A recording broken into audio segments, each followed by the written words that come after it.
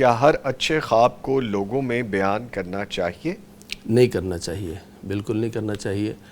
آج کل سٹیٹس لگا دیتے ہیں لوگ نا، کوئی بھی نعمت ملتی ہے فوراً سٹیٹس لگا دیتے ہیں۔ یا آپ نے مجھے تو نہیں کہا، میں فوری طور پہ ڈیلیٹ کرتا ہوں۔ اچھا، اس کا کیا ہوتا ہے؟ حاسدین بھی ہوتے ہیں نا، آپ کی فرینڈ لسٹ کے اندر حاسدین بھی ہوتے ہیں، تو وہاں سے بچنے کا حکم ہے۔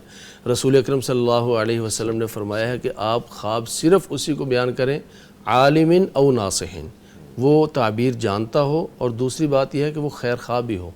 اگر کوئی بندہ تعبیر جانتا ہے لیکن خیر خواہ نہیں ہے، بلکہ وہ حاسد قسم کا انسان ہے، وہ کسی کی خوشی دیکھ کر جو ہے نا اس کو پریشانی ہو جاتی ہے، تو ایسے بندے سے تعبیر بھی نہیں پوچھنی چاہیے، ایسے بندے سے ایسا خواب ڈسکس بھی نہیں کرنا چاہیے۔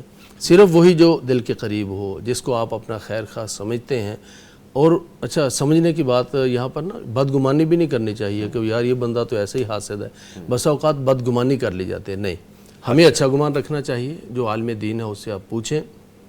حضرت یوسف علیہ السلام کو حضرت یعقوب نے کیا کہا تھا؟ لا تقصص رؤیاک علی اخوتک، خواب تجھے اچھا آیا ہے، 11 ستارے چاند سورج سجدہ کر رہے ہیں، لیکن بھائیوں کو نہیں بتانا۔